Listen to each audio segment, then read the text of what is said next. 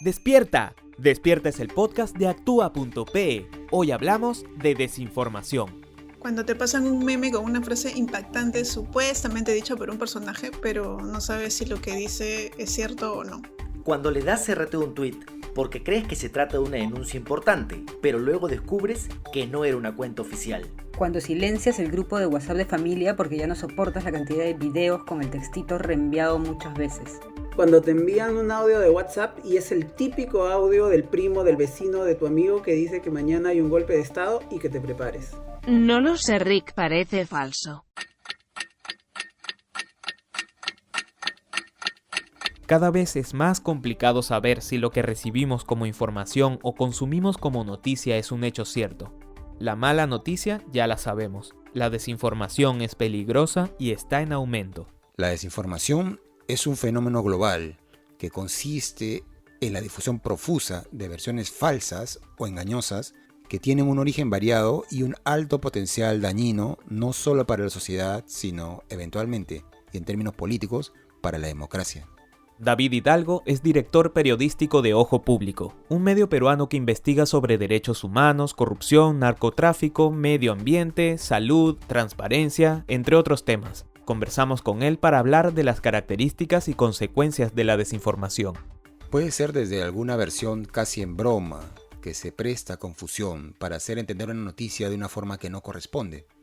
Empieza a grabarse cuando se difunden engaños que tratan de obtener un beneficio indebido para algún grupo, como por ejemplo, cuando en el curso de la pandemia se ofrecía dinero como una reparación a través de mensajes de WhatsApp y en realidad era un mecanismo para obtener información personal indebida, y empieza a hacerse más compleja cuando se difunden versiones de supuestas curas falsas para una enfermedad, como la COVID-19, o versiones sobre algún hecho político cotidiano que puede prestarse engaño, o se tergiversa las declaraciones de una persona para dar a entender otra cosa, y ya empieza a tener un efecto mucho más grande cuando se transforma en lo que conocemos como teorías de la conspiración. Las teorías de la conspiración son explicaciones en las que hechos sociales muy complejos se presentan como el resultado de un plan que han puesto en marcha grupos de poder que actúan en secreto y manipulan masivamente a las personas para que crean algo y actúen de cierta manera. Estas teorías circulan cuando las cosas son difíciles de entender y las personas estamos ansiosas por darle sentido a lo que nos pasa. En una teoría conspirativa todo tiene explicación. Siempre hay un culpable y nada ocurre por casualidad ni coincidencia. Son ideas generales que apuntan a producir temor, a desequilibrar, por ejemplo, las acciones del gobierno, las políticas públicas, a generar un temor masivo sobre determinados episodios atribuyéndolos a un fin oculto. Pero ¿cuándo estamos ante una campaña de desinformación? ¿Cómo distinguir que ya no se trata de errores inocentes, sino de una campaña organizada para difundir historias distorsionadas o medias verdades? Bueno, el principal síntoma para determinar si un elemento de desinformación o una versión se convierte en campaña y en algo más estructurado es precisamente cuando se evidencia que el mismo mensaje es repetido de manera sistemática por determinado grupo de personajes, grupos de interés, o entidades incluso que tienen lazos en común. Por ejemplo, los que se oponen a las vacunas o los grupos que promueven pseudocuras como el dióxido de cloro son justamente aquellos que en algunos casos se ha identificado que tienen detrás aparatos religiosos y conexiones políticas que curiosamente promueven a la vez políticas antiderechos o restrictivas a los derechos sexuales y reproductivos, por ejemplo. Entonces son grupos conservadores que tienen agendas políticas y que utilizan estas versiones para minar o tratar de minar la credibilidad de algunas instituciones como por ejemplo la Organización Mundial de la Salud. Al inicio de la pandemia, la OMS fue muy atacada y eso tenía que ver con un fin posterior que es tratar de cuestionar la autoridad, el prestigio, el trabajo de este tipo de entidades como la OMS, pues luego lógicamente va a ser más fácil tratar de atacar su posición en temas como por ejemplo la píldora del día siguiente, la ampliación de derechos sexuales y reproductivos y otros temas de la agenda pública que son materia de normas nacionales e internacionales. La desinformación no es algo que sufrimos solamente en Perú, es un fenómeno global. Algunos incluyen la desinformación en un marco más grande llamado desorden informativo, un ambiente en el que circula no solo la información deliberadamente falsa, sino también información errónea, noticias virales confusas, mensajes de odio, las teorías de la conspiración de las que hablamos hace un rato. La OMS usa el término infodemia, que suena como pandemia, y como la pandemia es muy perjudicial y está en todas partes.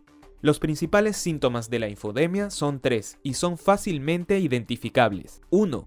Las historias son difundidas por sujetos u organizaciones que tienen intereses o lazos en común. 2. Estos sujetos o entidades repiten la misma versión de manera sistemática. 3. Buscan alcanzar objetivos similares, desprestigiar, deslegitimar a otros.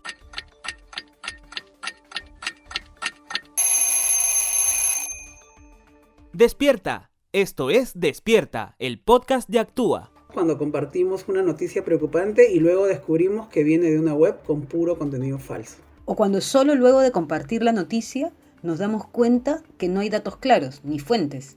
O cuando lees una encuesta, pero nunca antes habías escuchado sobre la encuestadora que la hizo. David Hidalgo nos ha hablado de la circulación de información errónea y también de grupos organizados con intereses comunes que suelen desinformar de manera sistemática. Ojo Público ha identificado hasta 4 fuentes de desinformación. La primera es más elemental, es cualquier persona que por un error involuntario difunde alguna versión que no tiene sustento o hace un comentario que pretende ser gracioso y termina generando confusión. Por ejemplo, hay portales satíricos que simulan ser portales de noticias y hay gente que cree esas versiones como si fueran reales y las comparte como tales. Los otros 3 tipos son los que yo creo son de más preocupación. Primero están lo que llamamos operadores políticos. Son personajes públicos, muchas veces candidatos, funcionarios públicos, representantes de organizaciones políticas o de grupos de interés, como decíamos, que promueven agendas antiderechos sobre una serie de asuntos que han sido parte de polémicas recientes o que son objeto de políticas públicas. Es el caso de noticias que empiezan con según un estudio de una universidad prestigiosa, o de memes donde la imagen de personajes famosos del mundo del entretenimiento o la política aparecen al lado de una frase inverosímil o graciosa, y muchas personas creen que se trata de una declaración real. Pero hay otros tipos de mensajes menos inocentes. El otro grupo son lo que llamamos operadores mediáticos. Y aquí me refiero desde presentadores de televisión hasta incluso medios en sí que se convierten en grandes difusores de desinformación. Cuando me refiero a medios, me refiero incluso a canales de televisión, algunos canales de cable que son conocidos, pero no solo a esos, también periódicos que difunden permanentemente desinformación de una manera corporativa, y también algunas emisoras y estaciones que corresponden ya a otro grupo de interés, como por ejemplo emisoras relacionadas a determinadas iglesias. Se ha detectado ese tipo de situaciones.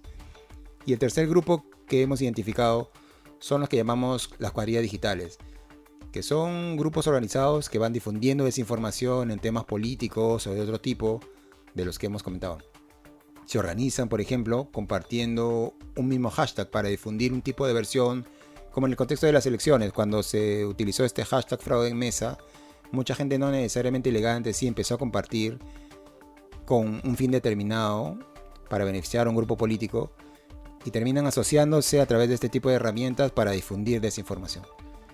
Pero también hay cuadrillas digitales que son los grupos de militantes políticos que van difundiendo versiones falsas para atacar a otro grupo político, o también activistas de estos grupos de interés que, para promover sus posturas, promueven alguna versión que genera controversia mediática y al final trata de instalar en la discusión pública algunos temas que pueden ser complicados y definitivamente son parte de todo este fenómeno de la desinformación.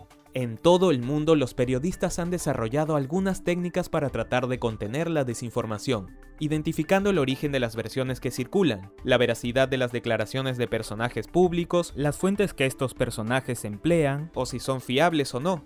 La idea es contrastar y completar para que la ciudadanía esté, por lo menos, prevenida. Hay actualmente un gran esfuerzo global de periodistas y organizaciones para combatir este fenómeno con una metodología que se denomina fact-checking o verificación de datos.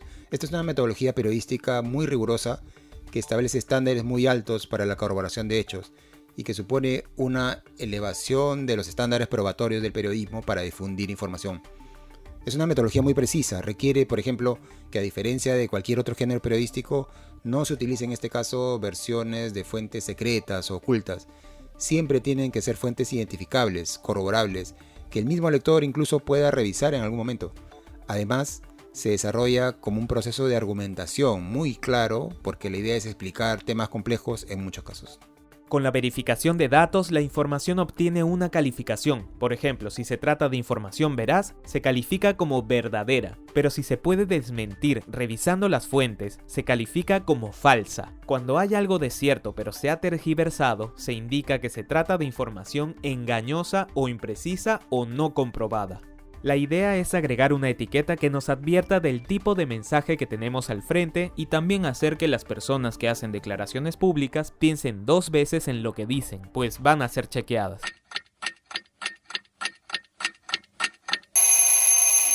Despierta es el podcast de Actúa.pe. Hoy hablamos de desinformación. La responsabilidad por la difusión de versiones dudosas, mentiras o contenido manipulado ya no es solo de los medios de comunicación. En el Perú, la web y las redes sociales son fuentes de noticias incluso más populares que la televisión y la prensa escrita. Eso quiere decir que los operadores y las cuadrillas digitales pueden hacer mucho daño, y el mejor medio que tienen para hacerlo somos nosotros mismos. Hay que tenerlo claro, la desinformación seguirá existiendo y siempre encontrará nuevas formas de propagarse. Lo mejor que podemos hacer es verificar la información antes de compartirla solo después de tener alguna certeza o no compartirla si no está claro aún.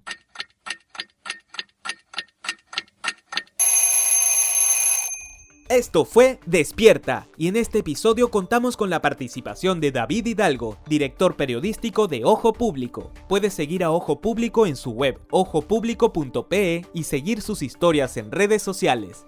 Despierta es el podcast de Actúa.pe, plataforma de comunicación y activismo que vigila, conecta y amplifica la acción ciudadana frente a la desigualdad en el Perú. Despertamos el debate público, articulamos actores y fortalecemos el activismo juvenil por la justicia económica, ambiental y de género. Búscanos en Facebook, Instagram, Twitter y Spotify como Actúa.pe y comparte este podcast con tu comunidad.